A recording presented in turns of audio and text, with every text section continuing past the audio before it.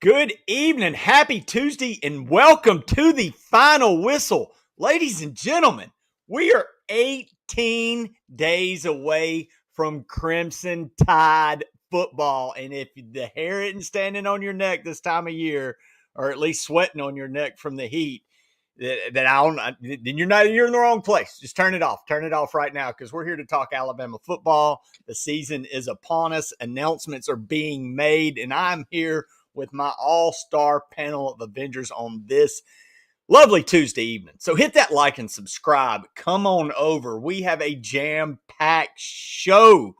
But before that gets started, let me introduce these lovely gentlemen with me. I am directionally challenged, so we're going to go clockwise because I know that's how it looks on my screen. Right here next to me, the enforcer of the show, the one and only, Lushawn. How are you doing, good sir? Man, like you said, 18 days away. We are getting closer. As you can see, I'm back with the Crimson Tide polos. You already know what that means. Football season is here. Pads are popping, people are whining, and they're hating on the Tide. It's the best time of year. Let's freaking go, y'all. Let's freaking go. And speaking of let's freaking go, the newest member, but not the one who is short on words ever. Always strong with opinions. You used to see him in the chat. Now you see him on the screen. The one and only Van the Man. What is up, good sir? Man, 18 days away. I'm already fired up. I've been yelling at people with Auburn tags. I mean, let's get this thing going, you know? Let's get it going. And speaking of getting it going, the man who gets it going in the nursing home with the ladies, but now it's football season, so he turns his attention to that Crimson Tide. He always has his attention on the Crimson Tide recruiting and keeps us informed. He is, the heart and soul, the heartbeat of the final whistle. That's Dan James. What is up, good sir? I'm sorry. There you go. I'm starting off already muted. What's going on, everyone? Happy Tuesday. Shout out everyone in the chat. Latoya, what's going on? Whitwell Sports, we got you. I believe Crimson. What's going on, everyone? Happy Tuesday. Like Petty said, 18 days away, man. You know, you can't help but be excited. You know, we're back, baby. We're back. We're back. And I am your host, Daniel Petty. We have a jam-packed show for you tonight. We're going to start off with a kind of a new segment. I'm going to detail it a little bit later, but we got a new one coming for you that's kind of exciting. I know my man Lou's been working behind the scenes on it. And man, we're going to hop right in it. We're going to talk expectations for the Tide in 25. Then we're going to hop into that wide receiver room that is looking like it's getting a little jam-packed with talent and see if we can't find a sleeper in it. And then we're going to finally talk about some defensive depth, a thing I know that's near and dear to my main man, Lou's heart. I know Van likes talking a little bit defense.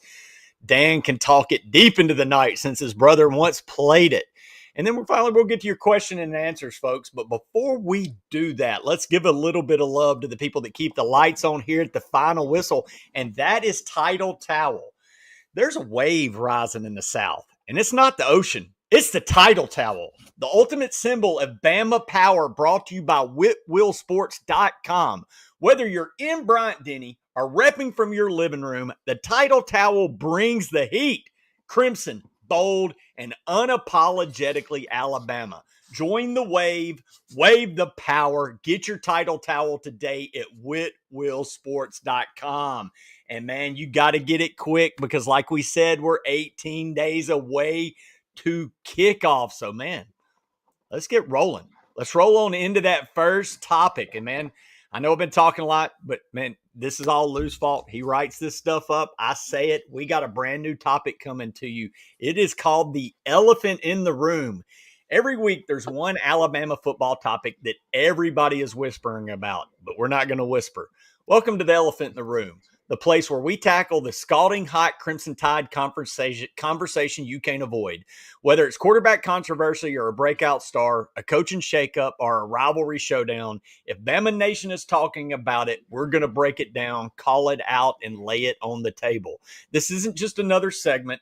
It's the conversation that will have your group chat buzzing, your tailgate debating, and your Tide pride burning even brighter. Every week, a new topic. Every week, no holding back. So grab your shakers, settle in, and get ready, because when the Tide rolls into the hottest debate of the week, there's no hiding from the elephant in the room. And this week, is there any debate what the elephant in the room is? That's the starting quarterback at the University of Alabama, Ty Simpson, named the biggest secret out there. Ty Simpson's named the starter. Guys, most important, undoubtedly, unquestionably, the most important position on the field is your field general or your quarterback. It wasn't much of a secret. I said this earlier tonight, so if you were with me, when you send somebody to Manning Academy, you're kind of tipping your hat that that's your guy. You don't send the backup to the Manning Passing Academy, and that's where Alabama sent Ty Simpson. You even heard Kalen DeBoer say in his press conference this week, Ty has, if you read between the lines of what he didn't say much, Ty had more command of the offense, and as great as Keelan is, kid's still kind of learning his way. Guys, tell me what you think. Hidden secret. The secret's out. Cat's out of the bag. This is Ty Simpson's offense. Lou, let's start this show. Well, guys, we knew it. Most everybody in Alabama Nation knew it. I can't speak for the Walmart fans of Alabama Nation and what they were thinking, but like everybody said, Ty accomplished his goal. He set out from high school and said he didn't mind how long he sat. He just wanted the honor and the privilege to lead the Crimson Tide in the battle. He's not only sat, he's learned. And from what he said and when you actually sit back and look at it, I think it's going to be spectacular. He's got everybody behind him. We got some very knowledgeable people coming on in the show later on in the year that are also going to support this. So I'm all for it. I'm excited to see what the kid has. All the players are raving about him, about how he can facilitate. But we found our QB1.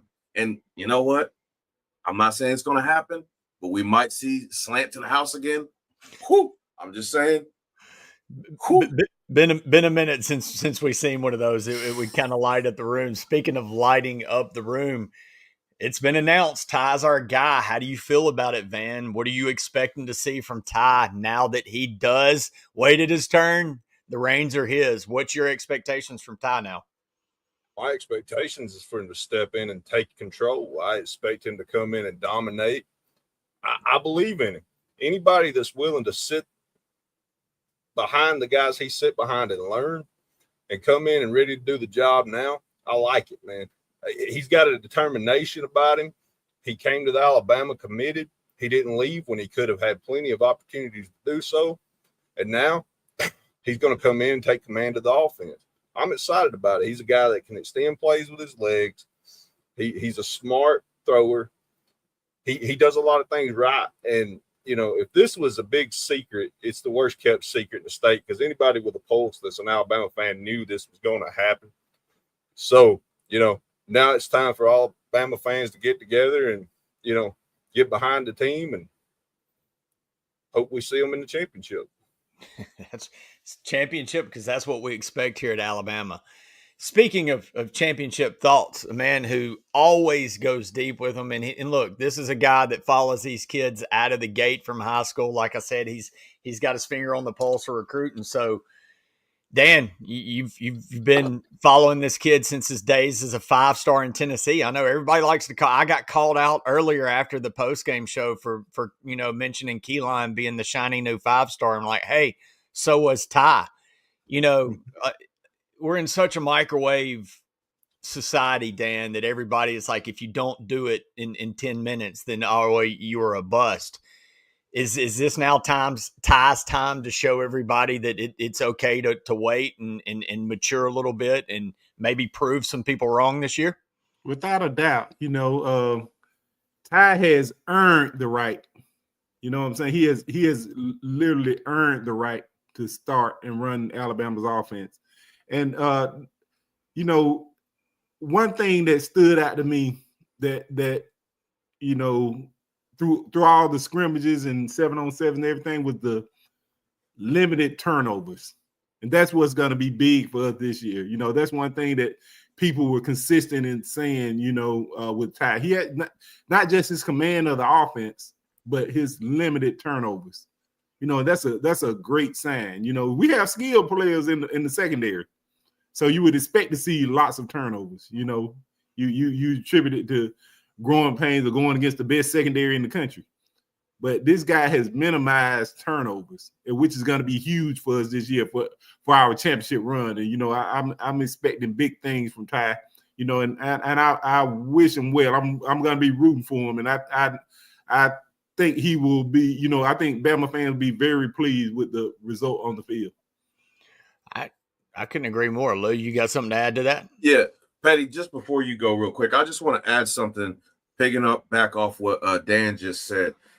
He's very, very impressed about Ty because he said Ty's a fiery guy. And as Bama fans, we know when we have a fiery quarterback, it speaks nothing but volumes. And we haven't had a fiery quarterback in some time. But he said what the impressive thing was he's seen about Ty is he's taken that fiery personality of his and he's been able to hone it into something that he can control. And he compared him to Geno Smith, who he worked with in Seattle, about how he was able to return back to room temperature after something went down. And that right there tells me something in a quarterback when he's able to get back to room temperature, when he's able to zero everything out no matter what's going on. That's a facilitator. See, everybody's after Alabama to have the next Heisman quarterback. We need the facilitator because the facilitator in this grub offense, which we're going to highlight later in the show, Ty can have Mac Jones type of season, and it ain't even going to be hard. Well, that's a great point about the Mac Jones. And before we get to that point, I get to that point, Lou, because there was a comment that we're going to kind of touch on in reverse course with the whole Ty conversation. But you made a great point I want to go back to, Dan, again, that Coach DeBoer alluded to in the press conference. What the quarterbacks had 3 interceptions in fall practice. To that point, I don't know what's happened since. I hadn't heard the latest. But, hey, man, that's saying the quarterback's taking care of the football against a very talented secondary. And that's what you want to hear. And if he's doing that with the talent knows on hand, that's an offense that can absolutely cook. But to your point, Lou, you made the Mac Jones comparison. You keep hearing that. It's one of the biggest comparisons. But and I believe Crimson said something. I just don't like how people are comparing him to Mac Jones. That's a hell of a comparison to make. Too much pressure on him. I think the comparison comes more from the weight, not the expectation for production or even the type of player he is, because I don't think they're the same type of player at all. Mac Jones was a statue in the pocket. We've cited here, Dan just mentioned it, Ty can run. So I think the comparison with the whole Mac thing is the guy waited his turn, and that's not necessarily a bad thing. So with that said, who do you compare him to more in a skill set standpoint? Because I was just on a show with a dude that lost the job to this guy, and he compared him to that's Phillip Sims. He compared the kid to a little bit of AJ McCarron. Who do y'all see Ty Simpson in? And I was like, holy crap, that's a hell of a. Now AJ couldn't run like Ty either, but I was thinking some other comparisons. Y'all got anybody off the top of your head that Ty's game more resembles? Well, you know who I said, Lou. And it's I liken him to Joe Burrow. Very similar. He's a very good passer. But his mobility, he has sneaky mobility, very, very mobile. He's no way. He's somewhere in between. Jalen Milroe and a Jake Coker. He can move when he needs to. He can make plays with his legs. Dan, when the clips we've seen, the little bit we've seen from him, the running down the sideline that everybody more remembers him dropping the ball, and not the fact that he ran 80 yards like a gazelle. The kid reminds you of anybody? Man, I can't get away from the Mac Jones comparisons as far as the redemption arc. You know what I mean? Because when we had seen Mac Jones, it was against Auburn. He didn't look great. He comes in and takes the team 2020 COVID year, and they wrecked shop. And he was the orchestrator for that. You know what I mean? He was distributing balls, man. Like, it was crazy, Pauls. But, the thing about it, his play style, I kind of see, like, the way his touch and his arm angles do kind of remind me of AJ a little bit. there's just something about the way he lays it in. It looks similar. I think that's a good comparison. Good stuff, Lou. A man that's always got diving deep into the film, and I know you've if anybody on this panel is put time into seeing the film that's out there on Ty. Anybody from the past Crimson he reminds you of? Not singularly, no. He's got a little touch of everybody. So like a couple past Alabama quarterbacks. That's why I'm not going to let myself, definitely not going to compare him to a freaking LSU quarterback. Then that hurt my heart a little bit. But it was good. He's got, when I say Mac Jones, when I compare him to Mac Jones, is he's got that fiery ferocity to be on his teammates' ass like AJ McCarron was. But I feel like he has a more playmaking, decisive ability than AJ had when AJ first started. But I also feel like he is so unbelievably unselfish with the football that he's not going to allow himself to get set on one target. And I don't think we've seen that at Alabama. That's something, because every quarterback has had their favorites, even Tua. No matter whether it was Judy or Devontae Smith or Waddle, he kind of had his favorite. I think this might be the first time we see a quarterback facilitate and you see everybody eat. And I don't think I can't definitively say I've ever seen that at this level of college football. Maybe once you get to the pros, you see that type of stuff. But being able to facilitate the 4 different wide receivers, tight ends, and have your running backs eating, that's something I haven't seen in college football yet, anyway. Speaking of quarterbacks named, that sets up only one thing. Now we know. Look, and again, it wasn't a big secret, but before we get to this, LaToya, we got your question in the queue. Get those questions in, and we promise we will get to them at the end of the show. But now that Ty's definitely the guy, we can quit the debate. Now we can really dive into what are our expectations for this Tide team in 2025. And I was on a walk, and this might get me thrown all kind of under the bus, but I live in Tampa. We're the melting pot of the world. One of my neighbors is a huge Tennessee fan, and he fits the mold of every Tennessee. He's crazy. I love his crazy ass, but he's crazy.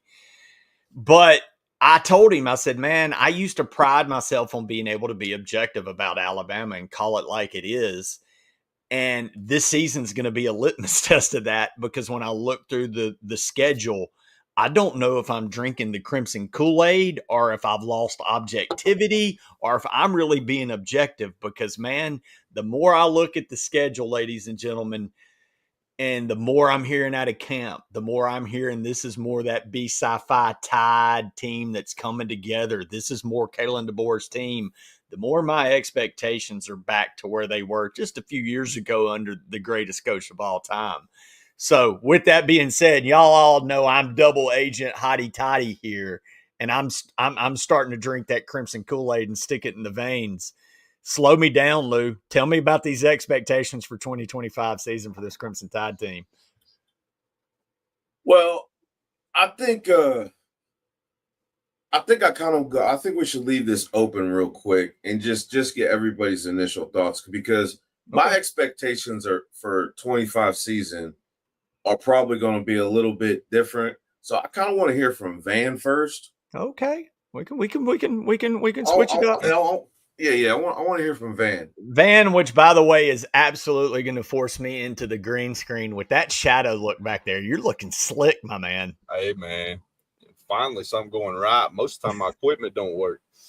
But that being said, my expectations, I want to see growth on the defense. You started to see it at the end of last year. I want to see it come full circle this year.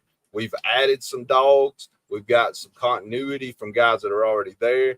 We've got some amazing freshmen coming in. So I want to see that defense continue to grow and become what I think it should be, what the coaches think it should be. The offense, I want to see Ty do something a little different this year.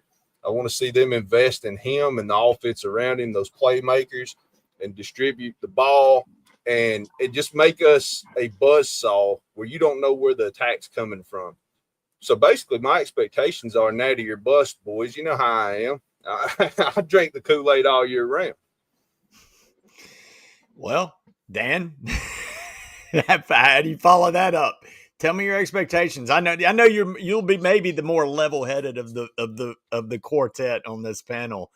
Give me some level-headed. Throw some water on this fire that's burning right now. Tell us, calm us down. Or are we on?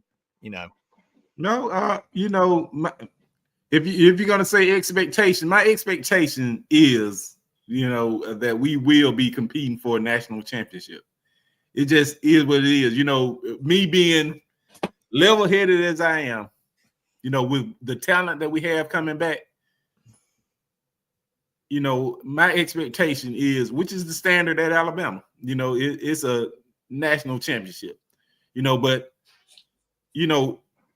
getting to the playoffs, let's get into the playoffs first. You got a level, we'll talk about it later, but you got a season that could be considered a disappointment, which would be, not winning the national championship. But then you have ultimate failure. So I like to hear from you guys what would be considered an ultimate failure. I understand disappointment. You can't win the national championship every year. But what would be considered an ultimate disappointment? Oh, that's a great question, Dan. And I'll quickly, because I'm going to let Lou take the floor on this. My expectation is the offense that everybody expected when we hired Kalen DeBoer. You're going to see it this year. We're finally going to see it. I expect this offense to be more dynamic, which I think makes this team more dynamic. Disappointment, Dan. Disappointment would be not making the playoffs, because I don't care. I look at the schedule. I look at what the team has, and I believe in Ty Simpson. I believe in him like Grubb does. I believe in him like I think this team believes in him, and I believe, it would be a disappointment if this team doesn't at least make the playoffs. So, and I'm going to let Lou take the floor, but I do want to finish it up. Let's all we're going to give a schedule prediction, but Lou, come on, man. You let us take the floor. I know you have some deep thoughts on this, sir. Let them rip. It's simple to me. I listen to what the players say. I listen to a lot of what Jan Miller. I think him and Tim Keenan have really stepped up, and their attitudes have really set the tone, along with Caden Proctor and Parker Brailsford, is to go 1-0. The ultimate goal every week is to go 1-0 first and foremost. Secondly, expectation. Win every home game. That is non-negotiable for the Alabama Crimson Tide. Number 3, win the damn SEC. It's been way too long, and there's been way too many people coming in thinking they're going to run the SEC. Orange teams from out west, fake maroon teams from out west. This is Crimson Tide territory, and we need to take that back over. And 4, if not more importantly than 5, we need to beat all holy hell ass when it comes to Auburn. I don't want there to be a decisive. I don't want there to be leave no doubt. Pound them into the ground disrespectfully, not even Diddy style, because that's not even good enough for me. And most importantly, make it to the mountaintop and crest it. Win the damn natty. That's why these players came back. That's why a lot of these juniors that are seniors now stayed. They didn't get to accomplish their goal. And the fact that they are goal-oriented and mission-focused says everything. Love it. Lou, always with the passion. LaToya, another great question. Promise you, we're throwing it in the queue and we'll get to it. So keep those great questions coming in the chat, which is firing up. Lisa Rawls, we see you. Joshua Haney, Biggs, welcome in Whitwell Sports. We see you chatting up there. I think I said Joshua Biggs. Let's go. I bleed crimson. It's kind of going fast on me now. LaToya, like I said, keep bringing those great questions. But okay, guys, with that said, we've got expectations. Let's give predictions, like not predictions, floor ceiling. With that said, what is your floor of this is if things go off the rails, this is how many wins we got, and what's the ceiling like? And because in this era, it's almost impossible to think anybody's going to go undefeated, and maybe they will, maybe I'm crazy, but in the SEC gauntlet with the attrition, with the transfer portal taking away the depth, it's just damn hard to see. With that said, let's do a floor ceiling expectations with this team. I'll start with you, Dan. We'll go in the counterclockwise as I'm looking at it. What do you think the floor is for this team, and what do you think the ceiling is? Since you brought up the great disappointment question. Man, wow. Oh, that's a good one. Considering the schedule, floor would be 9 regular season wins, but unfortunately, nine regular season wins, I don't know. It might get us into the playoffs. Not sure. But ceiling is national championship. 13 wins, national championship. But definitely, ceiling is national championship. I'm very impressed with this team. I like where we're sitting. Also going into the season, I love where we're ranked. We become hunters. I really like that with the AP poll. I like where we sit.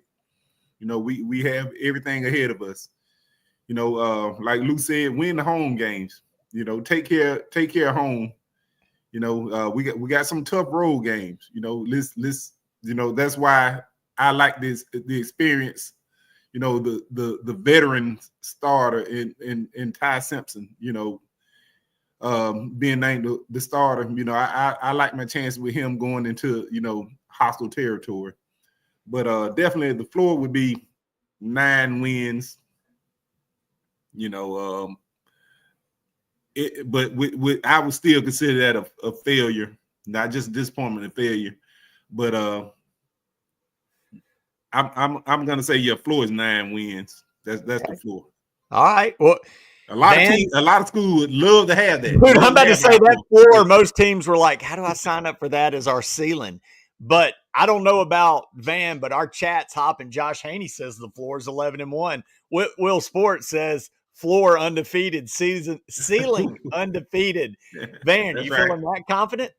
Look, man, we're supposed to be negative and positive at the same time. But, one of the days that I skipped school back in the day, Oprah Winfrey came on and was talking about the secret, manifesting what you want. Well, I manifested a championship a couple months ago, so it's going to happen for us, boys. So, all right. Floor, undefeated. Ceiling, undefeated. I'm with Will Sports, baby. Bring the championship back to T-Town. Realistically, 10-2 would be floor for me this year with the talent we've got and our coaching staff. You trip up in some weird SEC game. Yeah. They happen. And I've been telling y'all, look out for East Carolina or Eastern Illinois or whatever that was we got coming up. You go trip on an SEC team every once in a while, but I have that much faith in what's going on here. I'm trying to keep the Kool-Aid down, but I really have high expectations for this football team. So floor for me would be making the playoffs, but not finishing the playoffs. Okay. I'm just being real. Making the playoffs, but not winning the championship. Ceiling's winning the championship. So that's where I'm at. I love it. And look, man, and I'm going to get to, because I do, that's why I made the comment about I'm having to question myself with the Tennessee fan. Like, this season's going to prove whether I'm drinking the Crimson Kool-Aid these days, but it's flowing. Are you going to stop that flow, Lou? Or are you with Van in the chat here? Will and Joshua Haney saying floor's 11-1, baby. Roll MF and Tide.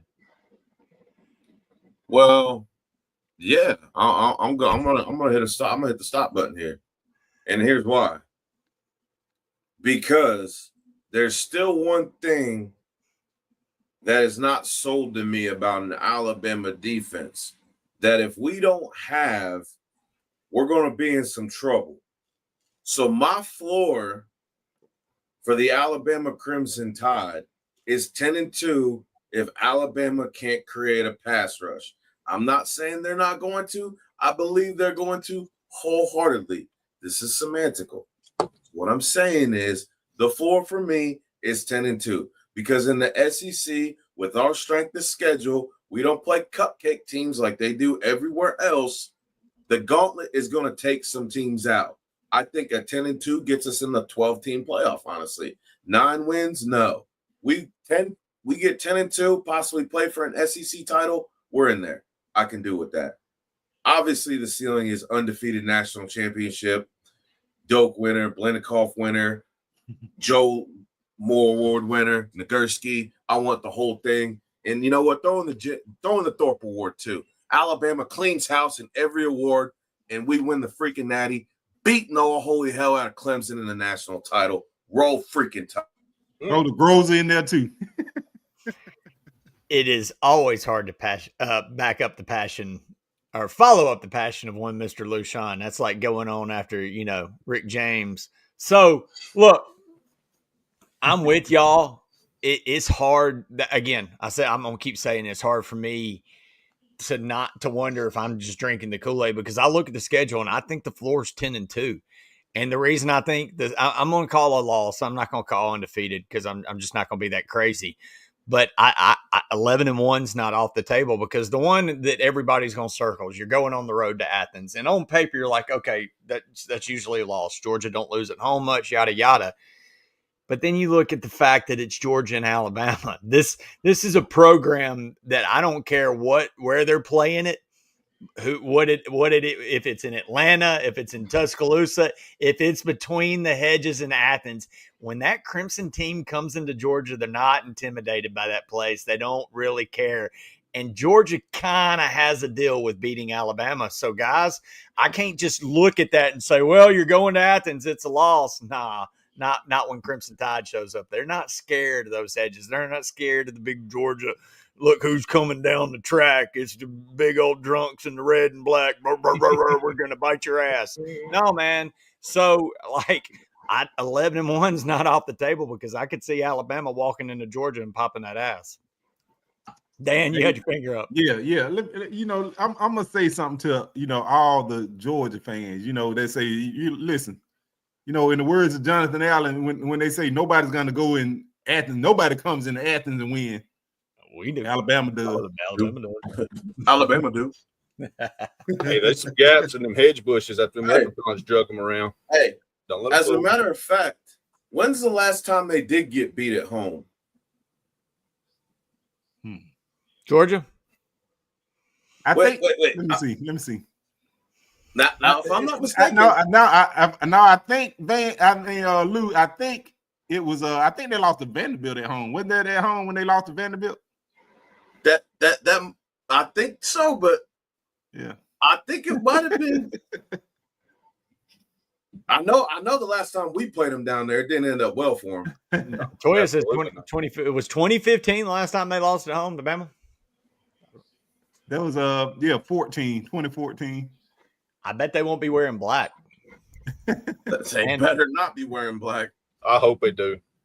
Well, with expectations, you got to kind of have some dudes to give you reasons for those expectations. And, man, we do a good job of kind of breaking down the guys. And we talk about who the starter at quarterback is. We got the main man. And look, we know our players here. We know the starters from A to Z. But who are going to be those guys that might be a little sleeper? And one of the rooms that's really stacking up is that wide receiver core. You got Hollywood. You got the transfer from Miami, Isaiah Horton, who we're hearing great things out of fall camp. I mean, Jeremy Bernard, there's a lot of expectations that quietly come out. Maybe I'm going to name the guy. I'm going to shut up because I may be pulling a Chris James. He's not here tonight.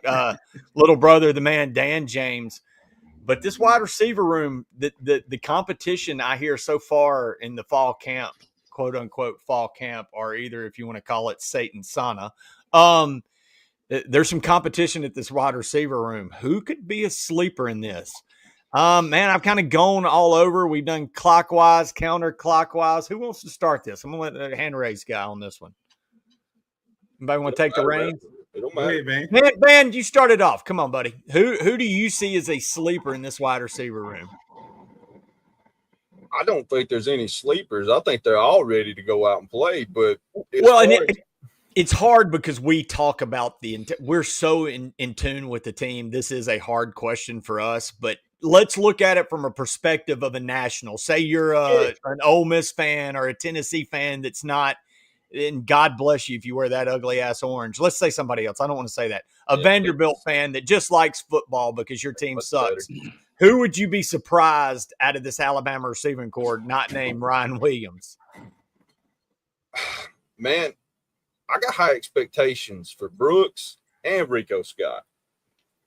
I mean, from what I'm hearing, Rico Scott's doing everything right. I mean, I'm hearing so much about Rico, his athleticism, his route running, his blocking.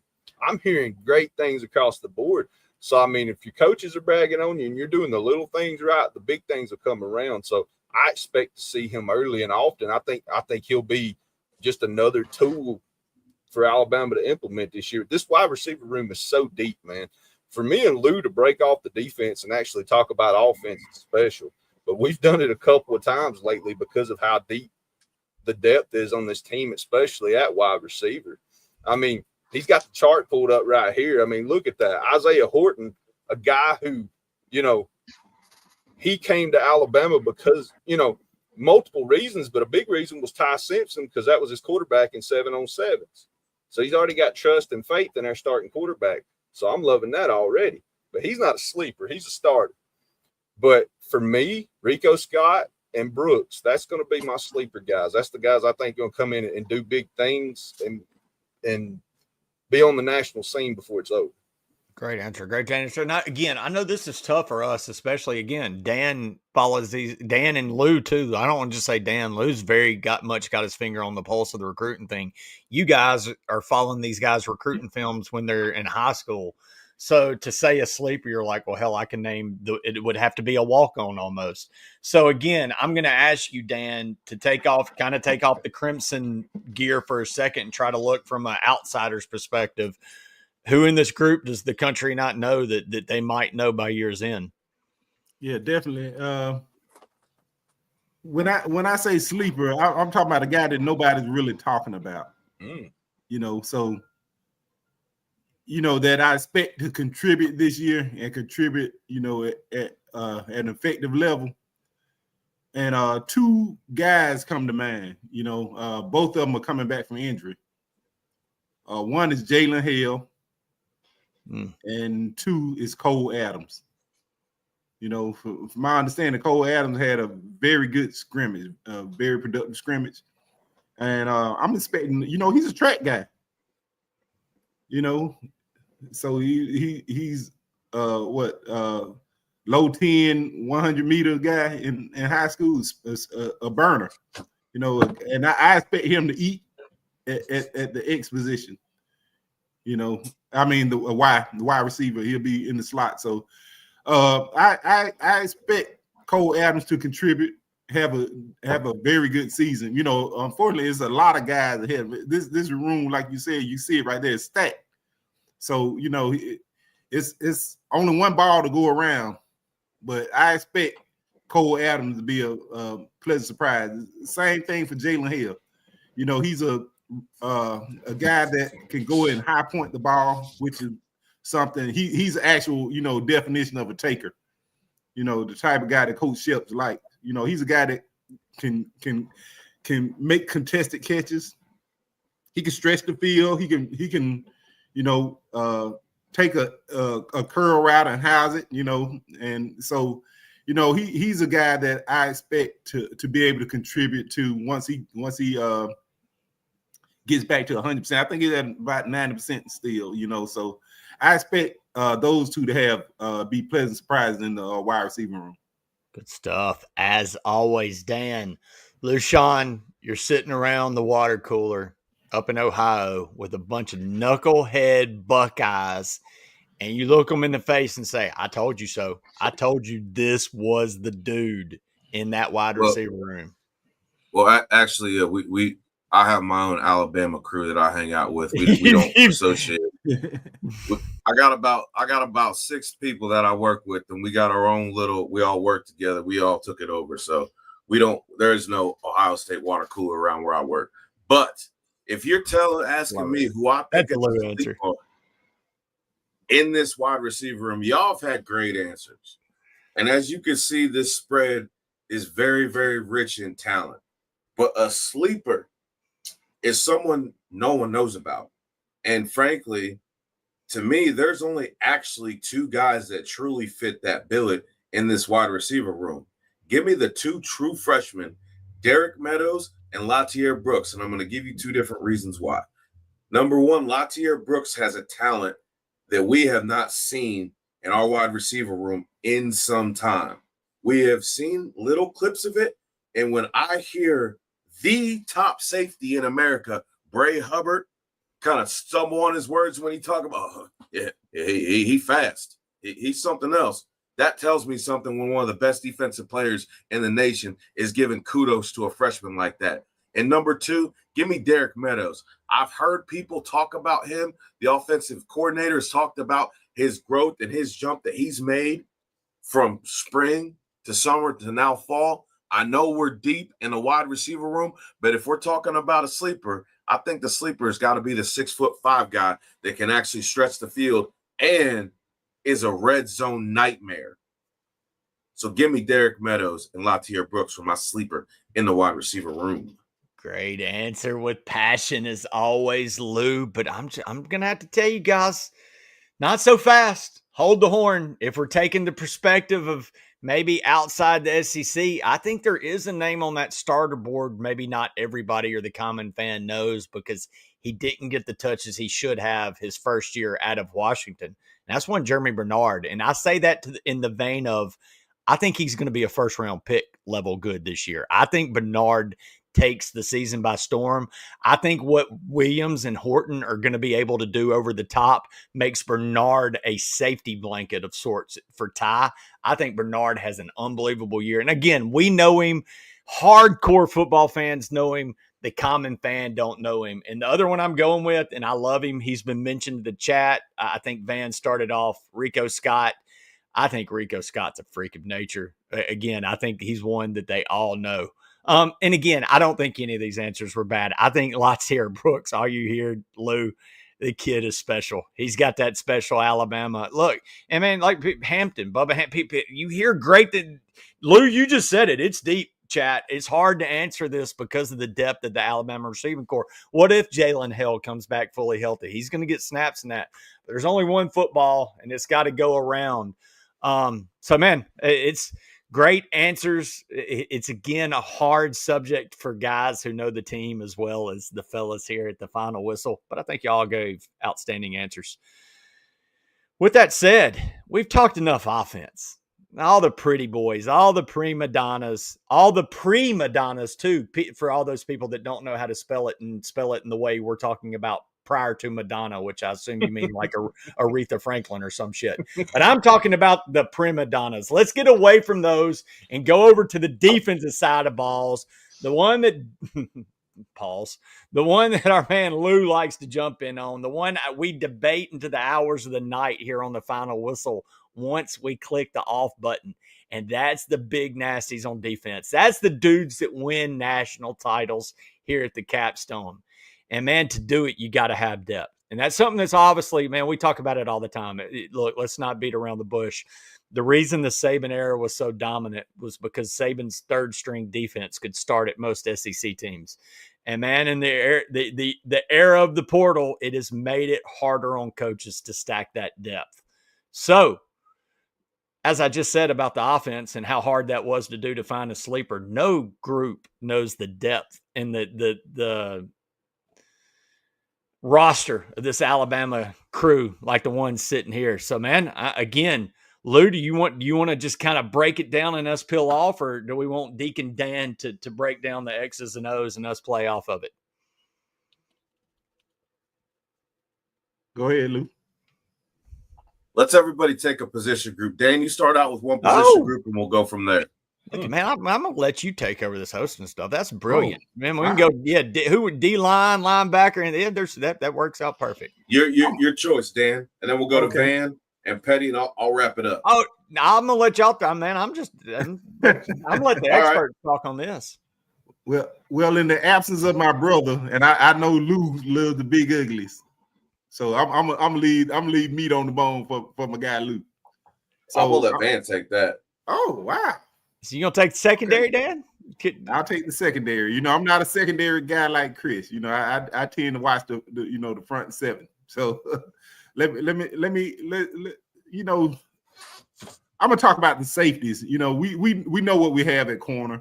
We very deep, a lot of guys, a lot of dudes in the room. We can afford an injury to, God forbid. But the safeties, Bray Hubbard came on earlier in the season, and he got the spot, and he never relinquished it.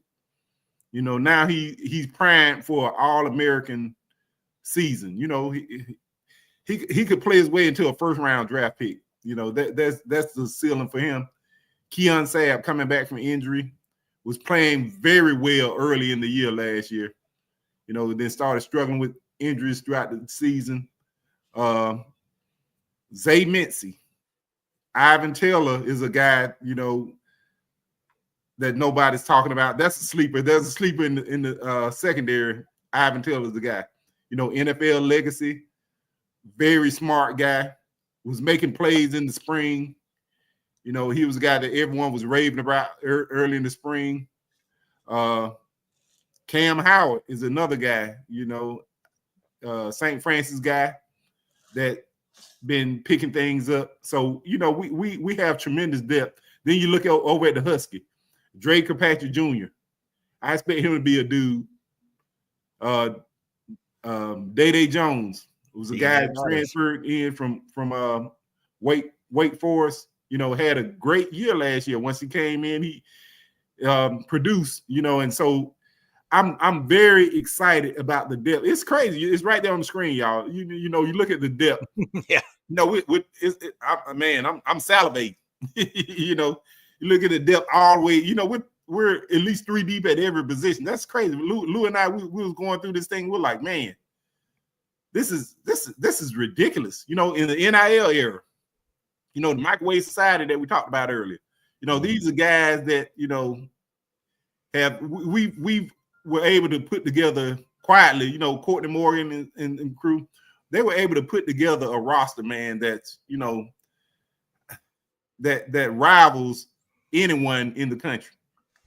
A lot of talent that's stockpiled, which is very hard to do now. But we stockpile talent. That's why, I say this year, it's the talent that we have and the depth that we have, it's hard to maintain that. It is very hard to maintain that. That's why this is the year we need to strike, because the iron is hot. So this is the year we need to strike with the depth that we have and the leadership that we have, the experience that we have. This is the year for us. There you go, man. Dan, you say you don't focus on secondary, good sir, but you broke that down like a secondary poet. Van,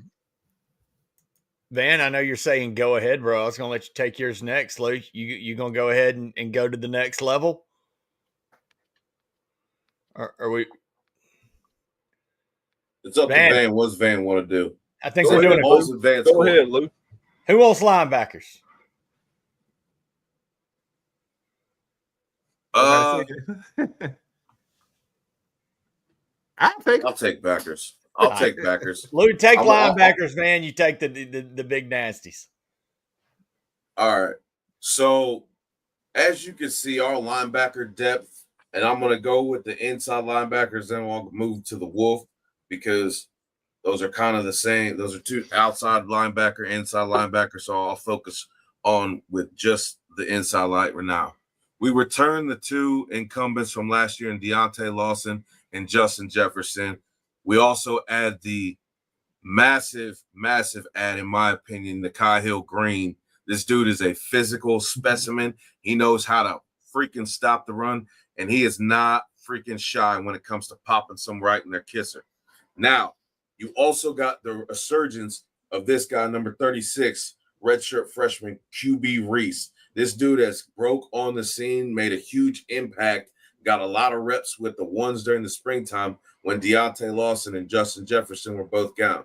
Now, you can't forget, I've been hearing his name too a lot of lately, number 30, Kalen Jones. This is a young guy, but guys, I'm telling you, he is long, no diddy, and he can cover, and he's been hitting people a lot harder in practice. He's been coming into his own in year 2. And we have the 3 amazing freshmen in Abdul Sanders, Luke Metz, and Duke Johnson. Those guys are all coming along nicely. Kane Womack's going through, teaching them the proper techniques, and these guys are hungry, and that's the important thing. Now, we move to the Wolf position. Everybody knows number 4 on the defense, Quay. It's been my guy. Quay is going to have a season. Like, I'm thinking like a Ryan Anderson type season from that Wolf position. This dude is so mean and his hands are so violent, and he's actually going to be healthy this season. Me and Dan and Chris, I'm telling you, everybody here at the Final Whistle Network are excited as hell for Quay Russo to get loose and hurt some quarterbacks this season. Now, coming right on his heels, you got his classmate, Yanze Pierre. A lot of us here have been waiting for this guy to take that next step physically and mentally, and he's put all these things together, and he's playing some really good football. They've said he's been around the quarterback a lot, especially in the scrimmage and when they're going in the live football tape.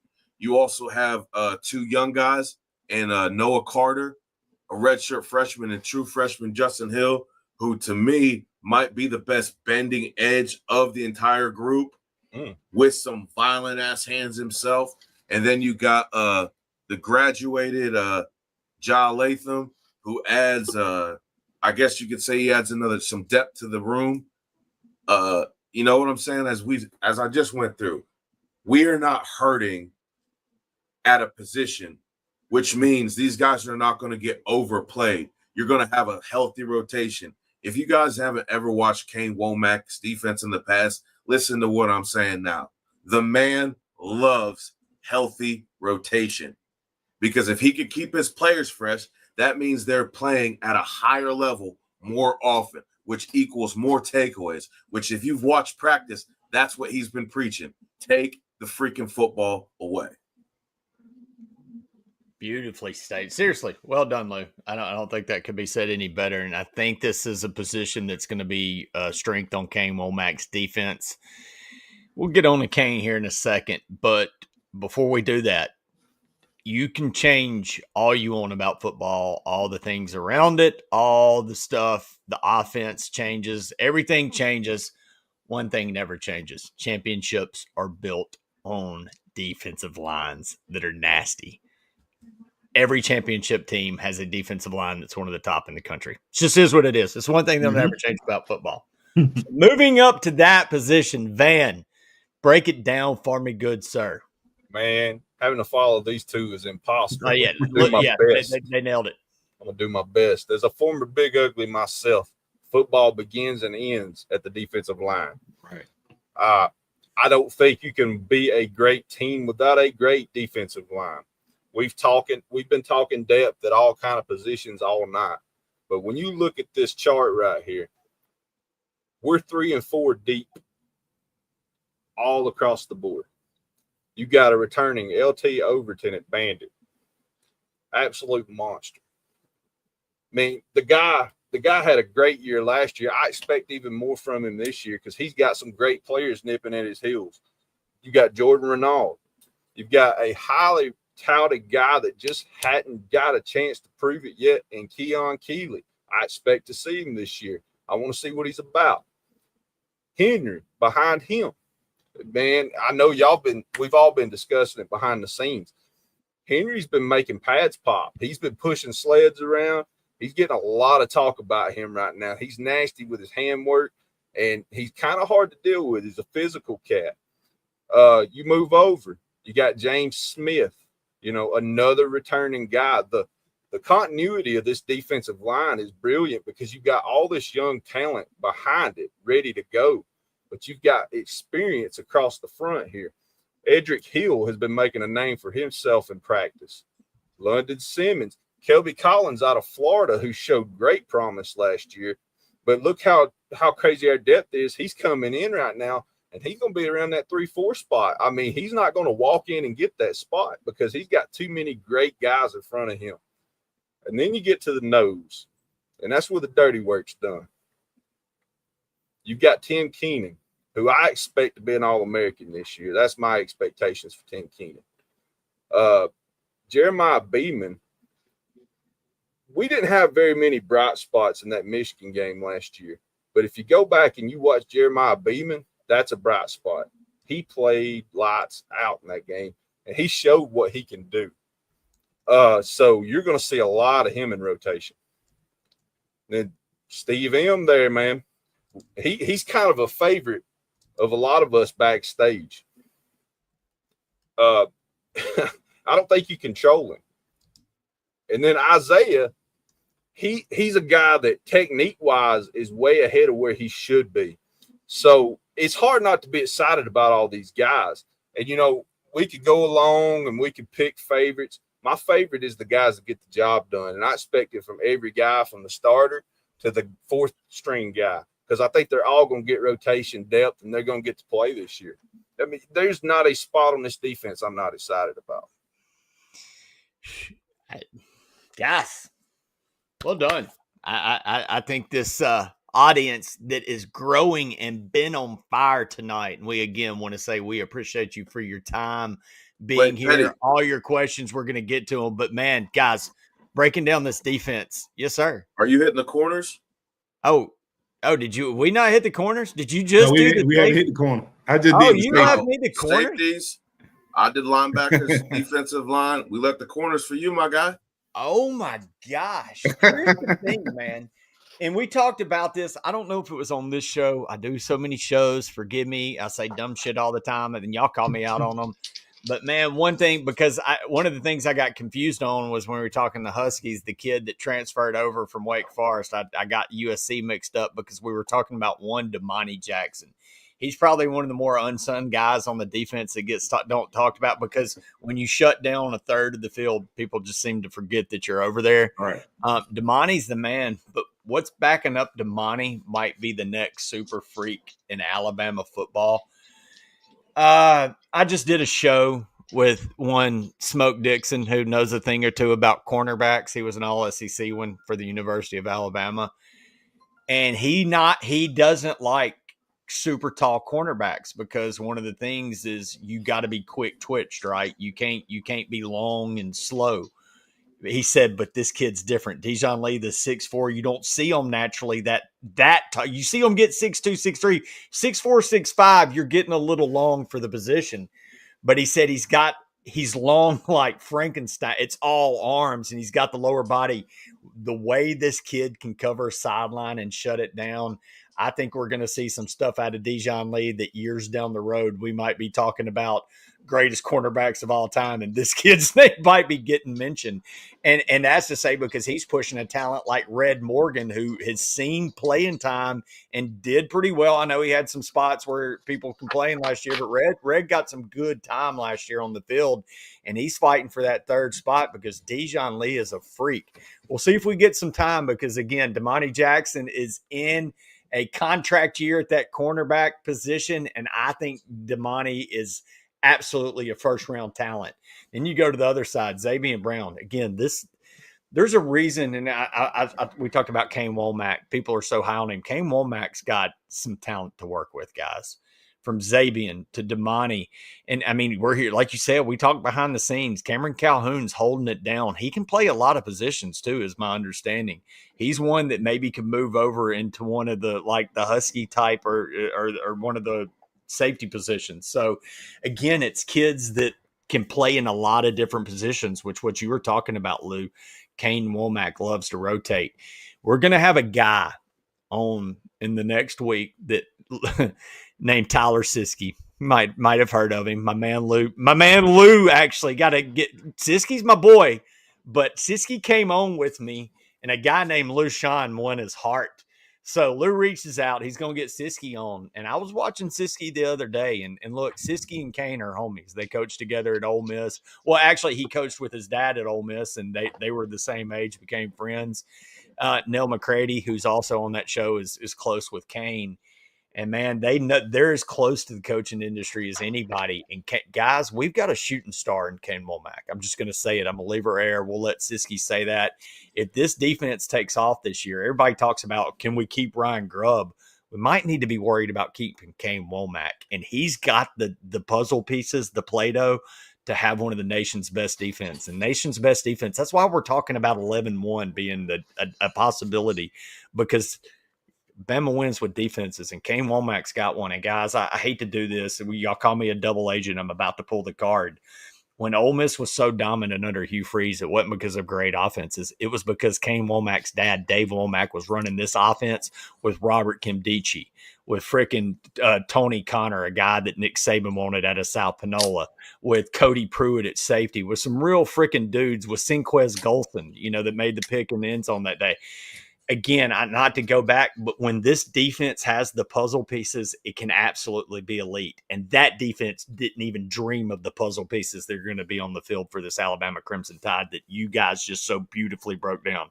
Again, man, I don't want to say it enough. We're going to have him on. We'll have to get him on it. But we've got a shooting star and a rock star in Kane Womack, and he's got a freaking rock star defense. There's a reason that the Kool-Aid's flowing on this network right now, because we're seeing things that, man, yeah, that bag helped Ole Miss too. Yeah, that's how it works. Isn't that how the SEC works? Yeah. The sun rises in the east yeah. Okay. You buy players, that's how you win. It's called the SEC. But yeah,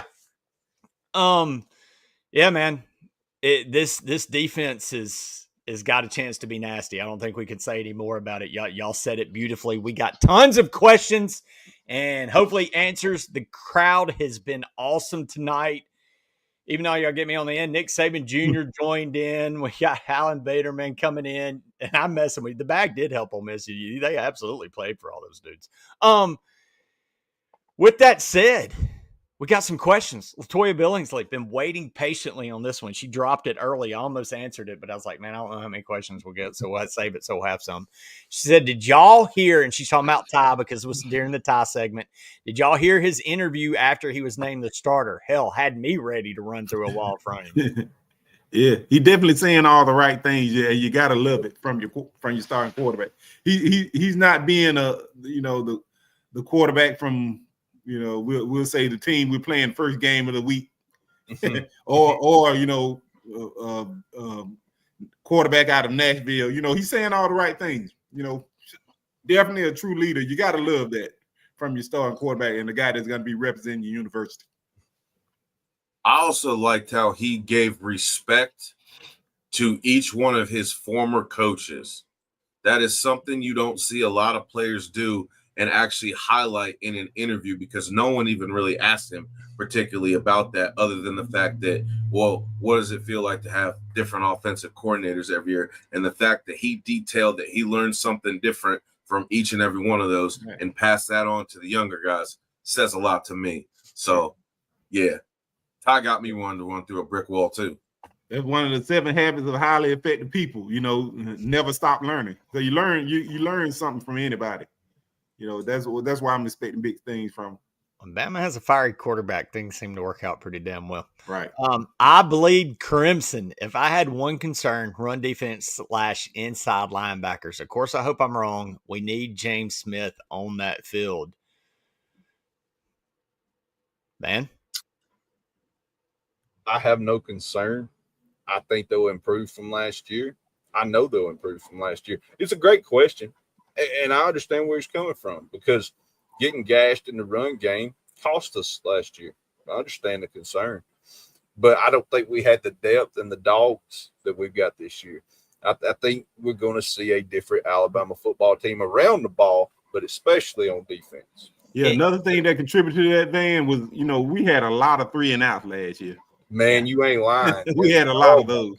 And look, you go back to the Vandy game where eye discipline was a problem. Again, we're going to have a guy on here next week that watched all 40 or 22 of that said, I saw guys making business decisions that day. I don't think that's going to be as much of a problem this year. Lou, you had your pen up like you're ready to jump in.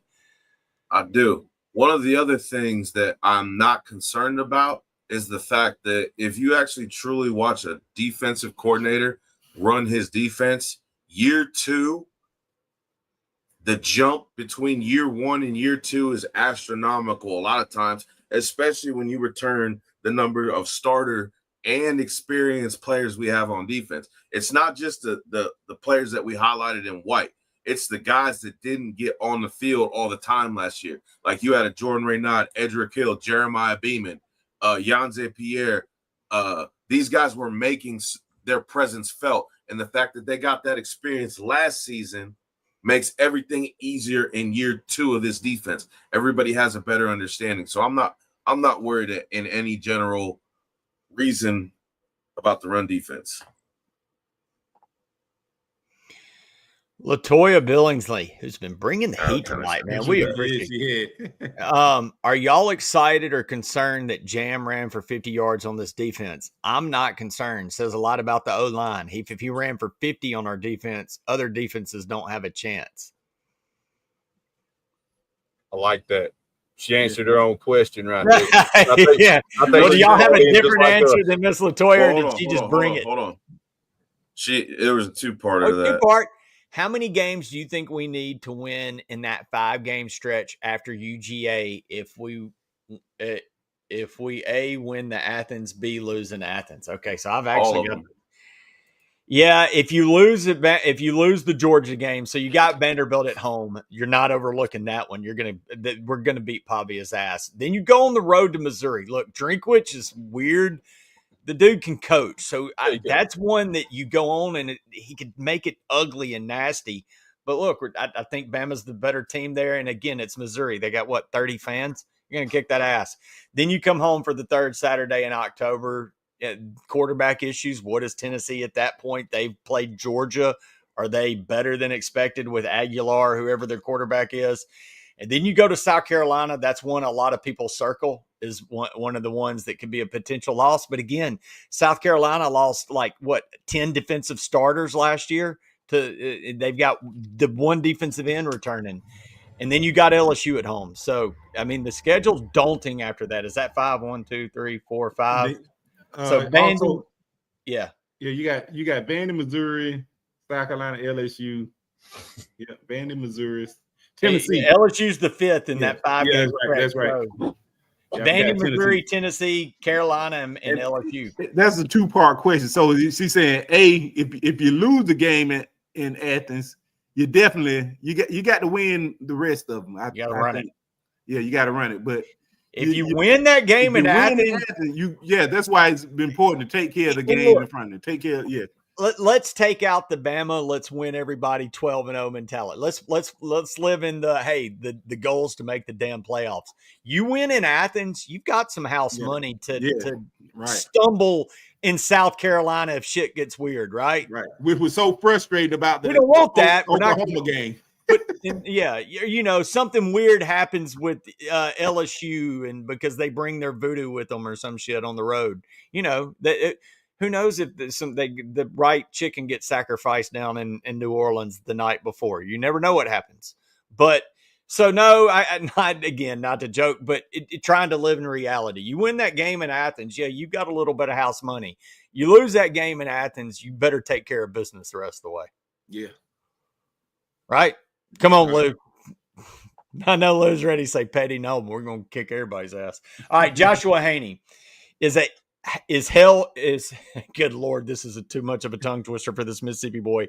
Is healthy is hell. I guess is hell healthy. Maybe it's not me. I am reading it right. He wrote it as a tongue twister. He tried to mess me up. I'm like Ron Burgundy. Piss off, San Diego. Is he 100% or close? What are you hearing, guys? Dan? Yeah, he's not quite 100%, but he's getting there. I expect him to be ready, by the season. It's okay, Joshua. Yeah. Good deal. Good deal. No, you're good, Josh. I'm an idiot. Are they using Adams and Mbakwe at kick returner or punt returner, or who else? Yes, they are. Anybody else? A lot of options back there. I just don't want to see 2 back there. Yeah, I want to see a healthy rotation. I don't want to see anybody on our starting defense back there or our starting offense at all. We got too much talent. Too much talent, man. You got to spread. You got to give some of these younger guys a chance on special teams to make a name for themselves. Right. You got Bubba Hampton. You got young guys, man. It's a lot of guys. Lacia Brooks. You got a lot of guys. There's 2 guys. I said it about when we were talking about the defense, but Latsier is that I think that's the clone of our guy at corner. Man, that we got some freaks. Joshua Haney. And by the way, Alan, you're right. That schedule graphic is tight. Our man Lou is kicking some ass on the graphics. Let's give it a little round of applause for the graphics tonight from our man Lou Sean. Dude, bringing that is. And dude, what I appreciate is the old logos you got on some of these. Mm-hmm. You got the old Badger. You got, of course, the old Alabama, the best Alabama logo, says I. Agreed. Nice. Bring that back like the Denny dog. We're ready for it. Dude, it's coming. It's coming. Joshua Haney also says, what about Hampton? Yeah, I mean, he's another guy, that is capable, but we are loaded. He's a guy that's on the clock. It's an opportunity. Very very little opportunity, but that we're maybe it's a situation where a guy gets hurt, he may not ever get his position back again. You think about what happened with Chris Black. When Chris Black got injured, there was this young guy that emerged by the name of Mark Cooper. Yep. So that's the kind of depth we have now, man. So you might want to try to stay healthy and take care of yourself, do the right things, and be on time for meetings, do the little things off the field, so you don't want to be messing up. It's a lot of guys behind you, it's a lot of talent. And coming in. Yeah, and coming in. And coming Look in. who we just signed. Right. You can't afford it, and you can't afford that at the University of Alabama. Yeah, you got to do the right things on and off the field. Ooh, I like this next question the best. All right, Joshua Haney, who is the biggest sleeper on the defense? Ooh. Okay, all right, we'll speed table this one, which is impossible for Chris James, but he's not here, so it's possible for us. All right, we're gonna start. Van, biggest sleeper on defense. Dijon Lee. Get ready to see him early and often. The other freak, like I said, Latsier Brooks, Dijon Lee are mirror freaks. Dan, biggest sleeper on defense. Deshaun Jones, without a doubt. Deshaun. So, and let me get this right. So I hope the person that was watching that corrected me, that is the Wake Forest transfer, not the USA transfer. At Husky, I think the kid could be, I'll tell you what, for this defense to really be, I know we talked about defensive line, yada, yada, but the secret sauce of these defenses is that Husky position. If the kid can play it, this defense can be special. Luke, sleeper. It's very simple for me. Please don't say my pass rush. The sleeper on our defense that no one's talking about because everybody's leaving him alone. Took over a number of a first-round former draft pick. Give me Jordan Raynaud. Nice. Love it. He's the only one to get a penalty on our defense in the last 2 seasons. Hear me when I say that. Ooh. That's the only aggressive play that we've had the last couple years. And now that he's actually in the mix for some serious time, I love it. I love all the answers, but I love more that y'all didn't do this one so I could say this, because every time I see his name, all I can think is they call me Willie Beeman, and all the ladies, they'll be screaming, give me Jeremiah Beeman as the guy that takes off on that defensive line this year. All I hear is this guy is ready to go freaking beast mode, and that's my pick, Jeremiah freaking Beeman. Nick Saban Jr., thank you for always being here, son of the GOAT. That's my dog. Do y'all think we can possibly have 2 safeties drafted in the first round if both safeties perform the way they performed last year before Keon Sabb went out for the season and the way Bray performed? Ooh, two first-round safeties is wow. I don't think that ever happened in the same secondary. Has it? Yeah, I Maybe don't. Miami. Yeah, I think Miami. Yeah, but did they go the same year? Was Reed and Reed Taylor were different years, but different years. Yeah, but man, that would be something. But it's a premium position. It's a premium position in the NFL, so it's a highly valued position. It could happen, but it's rare, very rare, So Teague and Shetton, they were different years. See, again, man, a lot of them are opposite years that played together. I'm trying to think if there was ever a duo. That would be freaking insane. I tell you what, to answer your question, first round, who knows, man? That's a tall stretch. I think they could both be drafted in the early rounds. Keon Sabb is definitely. I don't know, what are both they of them to saying go about early Bray? rounds. Yeah. What is the draft grade? I know, Lou, that is definitely something. Van, this is, well, shoot, again, these are y'all's bread and butters right here. What's the NFL draft saying on Bray? Well, stock's high on both guys already, but like if you watch a lot of the NFL and you see what like Vic Fangio's doing with the Eagles, and the way they run the quarter shell and the mesh and all that, you've got to have safeties you can trust to get around and move and have eyes. And both of these guys, the way they play like NFL safety. So I definitely think it's a possibility. There's always got to be a first time, and why not these two, man? Right. I'll go a step further. I'm going to push this a step further. This is going to be the first time ever that you'll see 3 different DBs from one defense go first round. Because Damani Jackson is going first round. Because everybody forgets that kid's locked down, but that kid's also lightning. Lightning fast. What can run? He pro day and combine alone to get him, Shut lockdown corner, plus he's going to run probably a 4.3-ish, if not faster. Yeah, he going first round along with Bray and along with Keon. Because everybody forgets before Keon Sabb went down, that dude was playing immaculate football. Right. You pair him with Hubbard and you back that up with Zay Mincy, meaning they're not going to have to go full to the board because you got guys that can come in and spell them. Yeah, we're going to have 3 first-round DBs. You could tell them I said it right now. Great question, Goat Jr.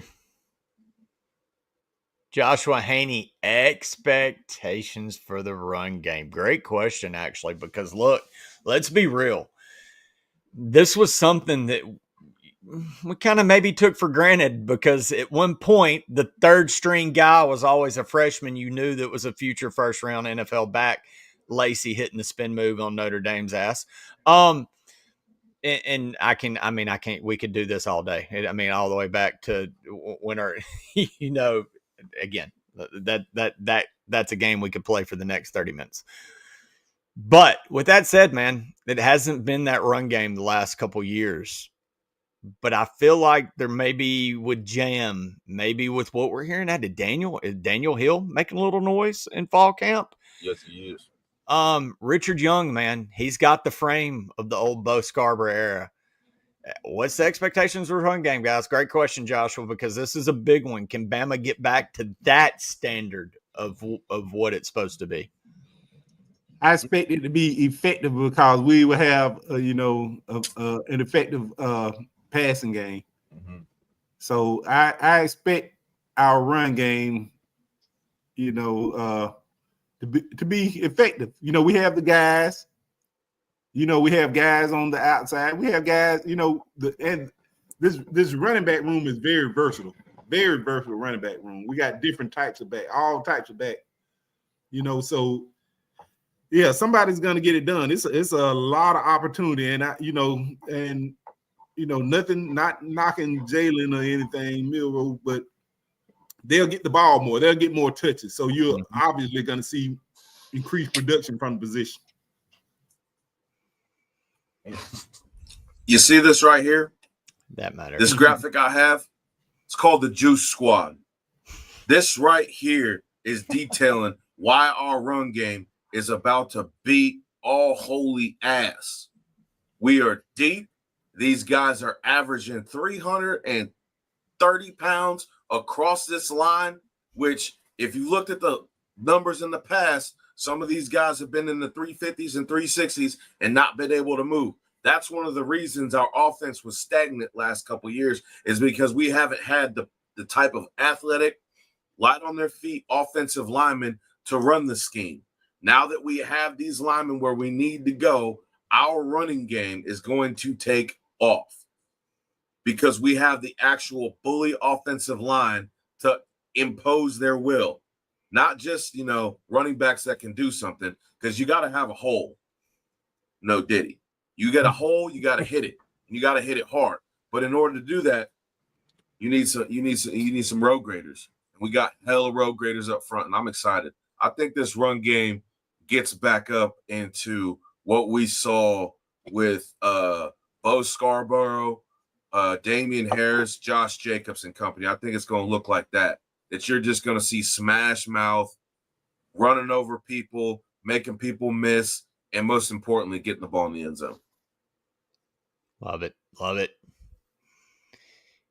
No doubt. Anyone else? Yeah, Right, man. is that it? I love to talk about it because, like he said, it all starts up front. Just like we were talking about with the defense. If you can't get it done in the trenches, it don't matter. Well, these guys can get it done. And the depth on the O line is just like the D line, man. We got guys ready to play. We got backups ready to play. And that running back room, you mentioned this. You got a guy like Daniel Hill that I'm hearing a lot about, who's got great hands. He's 244 pounds. He's got a quick burst. He could be that sledgehammer, but he can also be that third down back that can grab that easy first down for you. And Jam Miller, who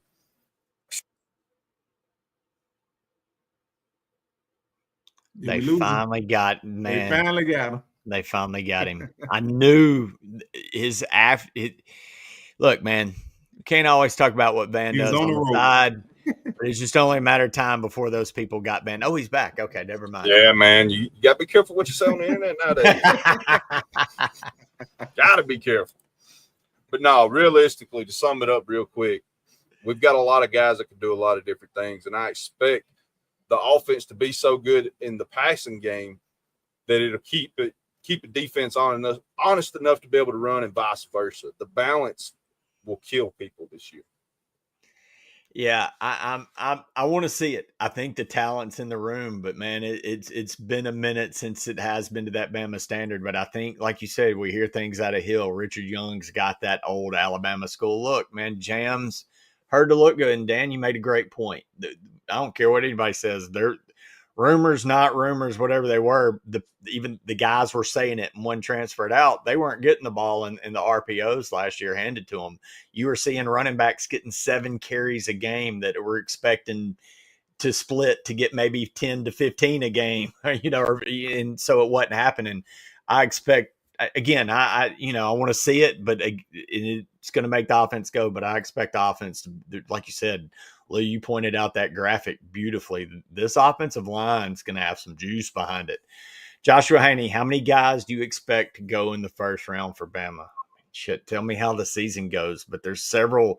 I mean, we talked about Damani Jackson has the chance. Tim Keenan, if he explodes this year.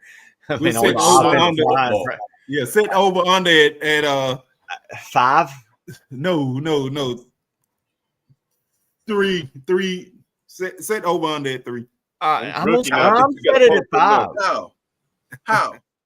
Because, okay, you've got at least, you're going to have an offensive lineman go in the top 5. Proctor's going top 5. Proctor, LT, and Keenan are going first round. Well, LT's the one that I say he's in a contract year. He could play. I think right now he's maybe he's grading first round though. Is he grading first? He's got a first. Yes. He's got a first round grade right now. Again, tell me how the season goes. Let me tell you, a lot of things go into factor with that with the NFL. It depends on how the quarterback dominoes fall first. Mm-hmm. A lot of things. That's why I say you have to set the over under, because you think about necessity. So we had a lot of guys that normally would have gone first round in the past that went second round just because of way teams were drafting at the quarterback position. So it's a lot of things that go into effect with that. Yeah, getting the first round grade is one thing. It's a lot of first round grades that go in the second round. Okay, so I've got the season that we're talking about having. That kind of goes in and out the window, because if you got guys that are just amazing, we've seen Alabama heavily get drafted, especially when Bama wins a title. you get at least 5 off the All board. right, hold on, Lou. Then I'm gonna let. Okay, so Dan says 3. I said 5. Let's set it at 4. Over under is set at 4. Bama players, give me why it goes over or under. Tell me the names. I'll start with you, Van, because you just started pointing. Either you're pointing at me because you think I'm really good looking, or you were taking Not a chance, brother. Okay, so you're taking. Tell me why you're taking the over. Who's over the 4? Because I said it at 4. Because I'm Vegas, bitches. Look, I don't pick specific players yet because I don't necessarily know who's going to show out and who doesn't. And I respect Dan's being realistic here, but I fully expect to see 5. That's where I'm at. I think 5 or more. If it's more than 5, that'll tell you what kind of season I think we're going to have. But yeah, I'm going above 4. We're not running for high school president here. This ain't a political debate. I need 5 names. I wasn't allowed to run for high school. Van Edwards, I need 5 names. All right. Lou, Van is running for SGA treasurer and won't give me 4. He's going to just say, show me the money and say 5, give me the over without names.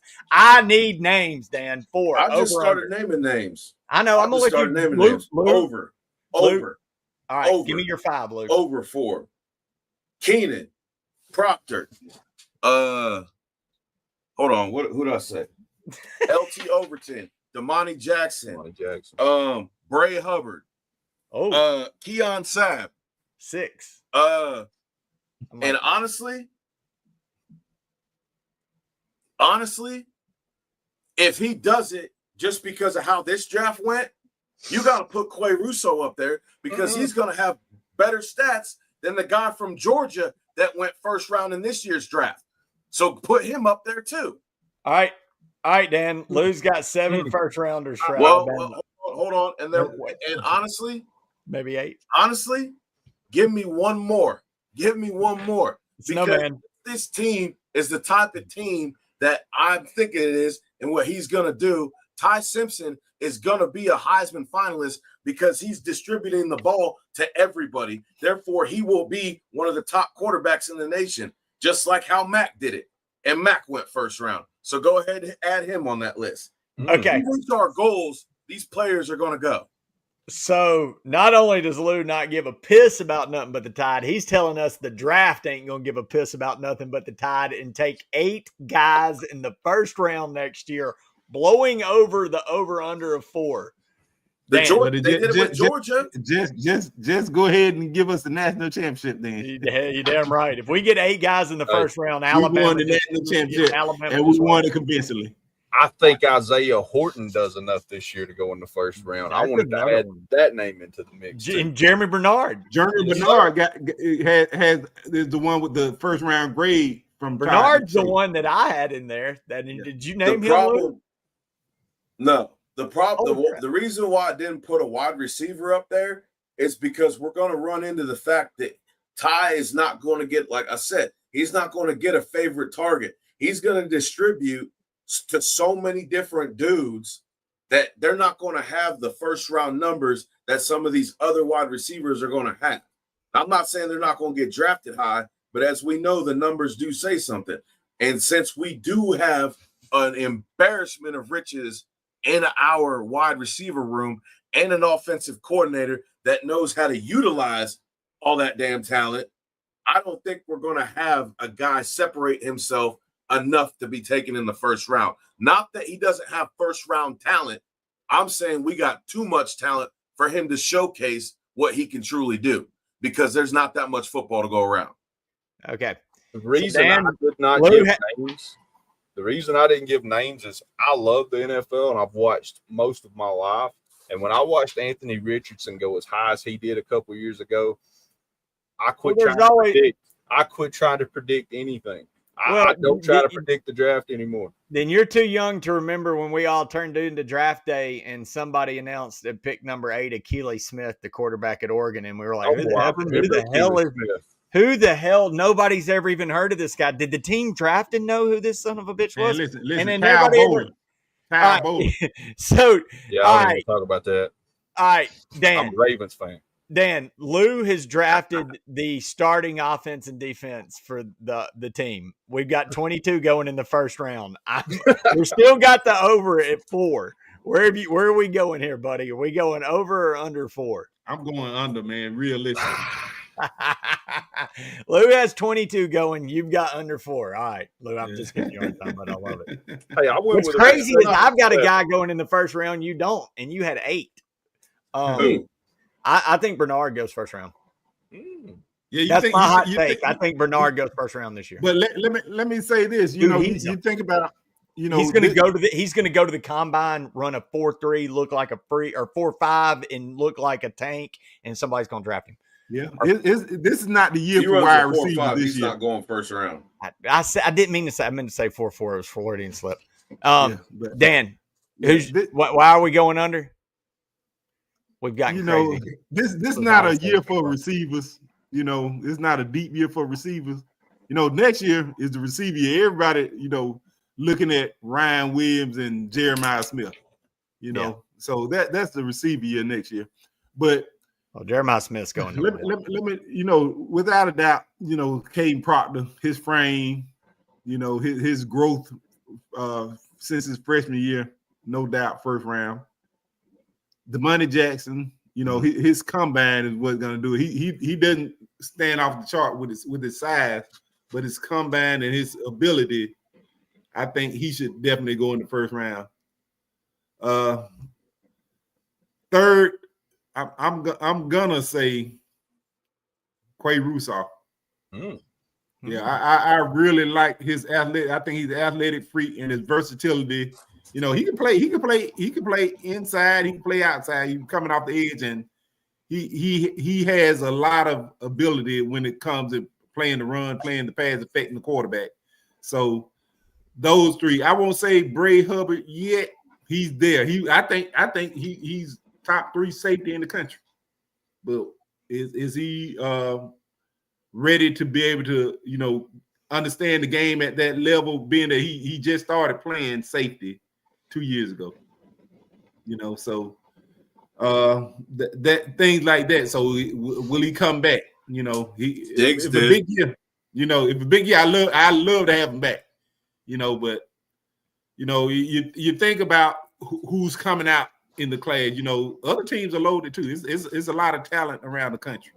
So you got to look at the depth at the position. You know, not just at the Power 5 level, but you know, the FBS level as well. It's a lot of guys. It's gonna be some guys that come in and kill it, get first round grades. So it's kind of not against SEC competition though.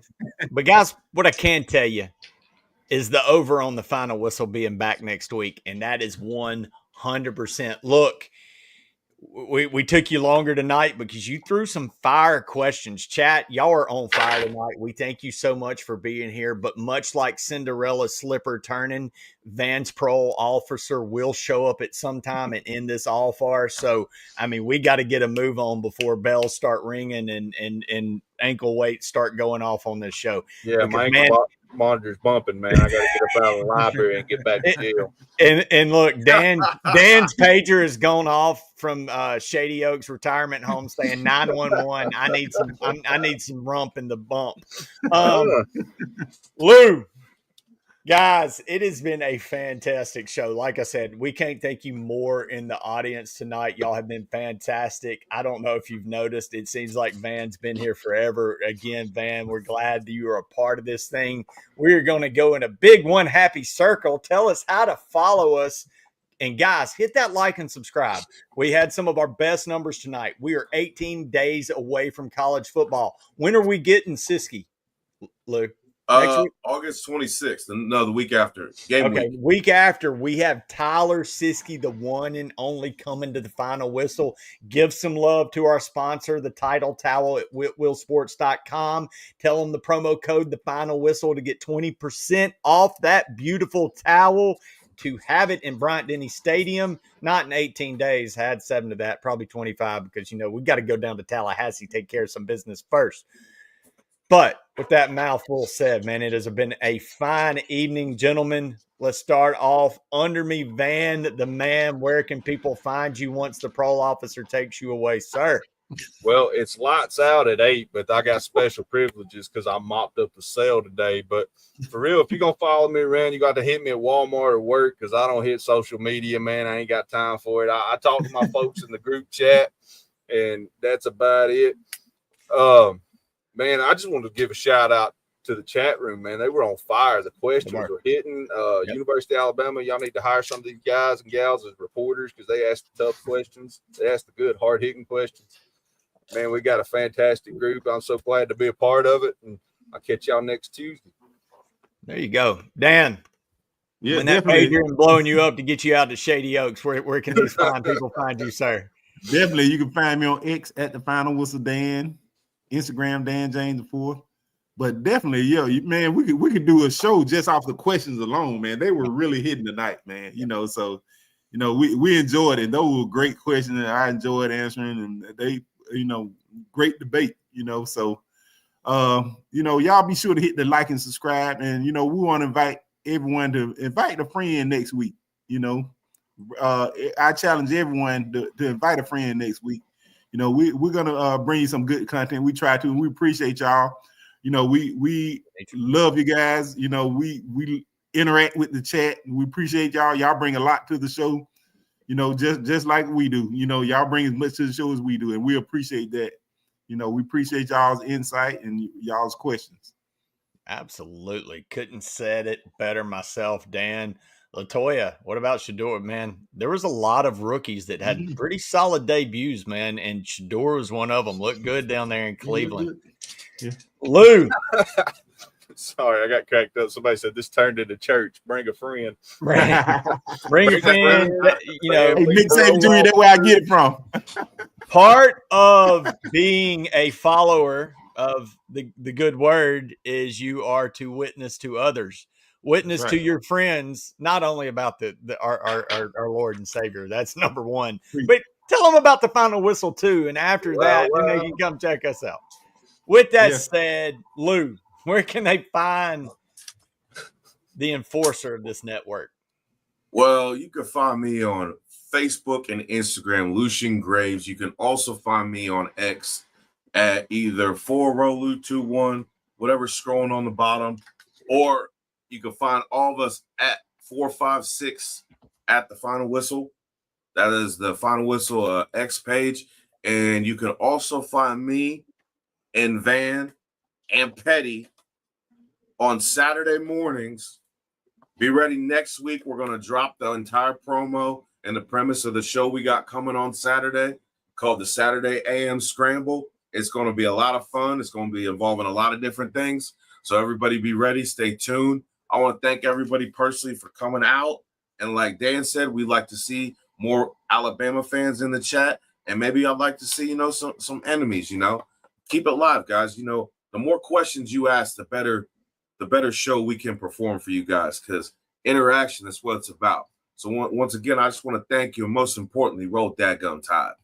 That's right, roll dadgum tide. And again, man, more than anything, we appreciate your time here tonight. That is the most precious commodity, and you spend it with us knuckleheads as we roll into this season. Like Lou said, we got a lot of exciting stuff ahead, not just Alabama football, more of us.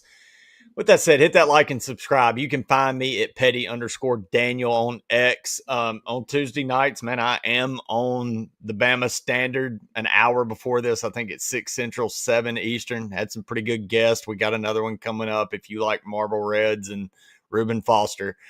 But more importantly than anything, where I got my start with this guys on this YouTube thing is with my Avengers on the Tuesday nights with the Final Whistle. This show's catching fire. Like we said, we got some exciting stuff in store. If you weren't paying attention, Lucian has been working his ass off on these graphics, and they were fire tonight. He's going to keep them coming. We got the man Tyler Siskey coming. We'll probably have some more guests coming along the way. But guys, we're excited for football season. We appreciate you being here, and we will see you next week on the Final Whistle. We got to end on, I can't say those two words because it ends up being 3 and 4, and I look like I'm doing Mississippi math. So we're going to end on that final saying that we all love in your own way.